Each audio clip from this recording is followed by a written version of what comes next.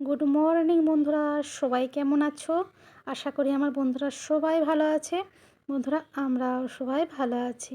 তো আমার সকল বন্ধুদের জানাই সরস্বতী পুজোর প্রীতি শুভেচ্ছা ও আন্তরিক ভালোবাসা। আজকে কিন্তু আমাদের বাড়িতে সরস্বতী পুজো করছি না, করব আমাদের বাড়িতে কালকে সরস্বতী পুজো, বুঝেছো তো? তো চলো, ঘরের সমস্ত কাজটা সারা হয়ে গেছে। কাজটা সেরে এই যে মুড়ি খাওয়ার জোগাড় নিয়ে বসেছি। শসা কুটেছি সরু সরু করে, ভাজা লঙ্কা মাখিয়েছি, আর দেখো সেদিনের মতন বেগুনি করেছি, বুঝেছো? তবে কিন্তু আজকেও কিন্তু তোমাদের দাদাই বেগুনিটা বানিয়েছে। সত্যি বেগুনিটা কিন্তু তোমাদের দাদার হাতে খুবই সুন্দর হয়েছিল সেদিনে খেতে। আর তোমাদের ভাইপো বললো, বাবা তুমি আজকেও বেগুনিটা বানাও, মা তোমাকে বানাতে হবে না। ঠিক আছে, তোমাদের মানে তোর বাবাই বানাক, দরকার নেই, আমার একটা কাজ কমে গেল। তো যাই হোক, মুড়ি টুড়ি খাওয়া তো হয়ে গেছে। এইবারে চলে এসেছি রান্নাঘরে, ভাত বসিয়ে দিয়েছি। আর এপাশে বের করেছি মাছ, বুঝতে পেরেছো? দুদিন ধরে তো ভাত খাওয়া নেই, তো চলো তাড়াতাড়ি করে কোটাকুটি করে রান্নাটুকুন করে নিই। তো দেখো বন্ধুরা, আজকে আমি কী রান্না করেছি উচ্ছে ভাজা। অনেকগুলো উচ্ছে ছিল গো, উচ্ছেগুলো না নষ্ট হয়ে গেছে। যা হোক ছাঁটছুট করে যেইটুকুন বেড়েছে সেইটুকুন কিন্তু ভাজা করেছি। আর করেছি আলু দিয়ে মাছ দিয়ে ঝোল, আদা পেঁয়াজ রসুন দিয়ে করেছি, তবে কিন্তু খুবই অল্প তেল মশলা দিয়ে করেছি।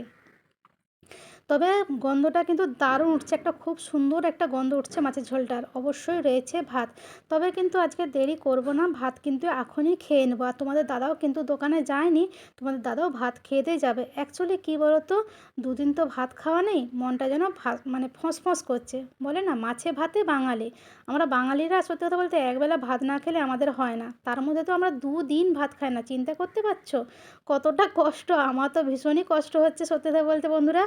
তা আমরা অনেক সকাল সকালই বসেছি। এখন কটা বাজে জানো? প্রায় 11:30 বাজে। তোমাদের দাদা খাওয়া দাওয়া করে তারপরে দোকানে যাবে। আর তোমাদের ভাইপোর তো ভাত যদি মানে বছরের পর বছর না দাও, ওর কোনো অসুবিধা হবে না, বুঝেছো তো? তা যাই হোক, আমার ভাত না হলে তো চলে না। আমি আগে ভাত জানো তো 3 বার 4 বার ধরে ভাত খেতাম। বিশ্বাস করো, আমি না মুড়ি টুড়ি একদমই খেতাম না। আর রুটি তো খেতেই পারতাম না, একদমই রুটি খেতে পারতাম না। তোমাদের ভাইপো বলছে, কী ভাত করো, সকালবেলায় ভাত নিয়ে বসে গেছো? আর সত্যি কথা বলতে তোমাদের ভাইপো কিন্তু মানে আজকে একটু বেরোবে বলতে, আজকে তো জানোই তোমরা 12টা 14ই পঞ্চমী পড়ে গেছে। আজকে রবিবার, আর সোমবার 9টা 59 পর্যন্ত পঞ্চমী থাকবে। তো ওদের কলেজে আজকে পুজো, বুঝেছো? আমাদের আজকে ঘরে পুজো করবো না, আমরা কালকে করবো। অ্যাকচুয়ালি মা বললো আজকে করিস না, কালকে করিস। আর দেখো তোমাদের ভাইপো কিন্তু একদম রেডি হয়ে গেছে বরের সাজে। এইটা কিন্তু পুরো সারপ্রাইজ। এই যে চস্তা পাঞ্জাবিটা কিন্তু আমি সারপ্রাইজ, তোমাদের ভাইপো কিন্তু জানতো না আমি কিনে রেখেছি বলে। সত্যি কথা বলতে আমার সারপ্রাইজ দিতে ভীষণ মানে ভীষণ ভালো লাগে, বুঝছো তো? কিনে এনে টুক করে লুকিয়ে রেখে দিই। হ্যাঁ, তারপরে যখন যেই টাইমটা হবে সেই টাইমটা বের করে দেবো, ততটা আনন্দ পাবে বলো তো? তোমাদের ভাইপো তো যে ভীষণই আনন্দ পেয়েছে, ভীষণ আনন্দ পেয়েছে ওই চস্তা পাঞ্জাবিটা পেয়ে।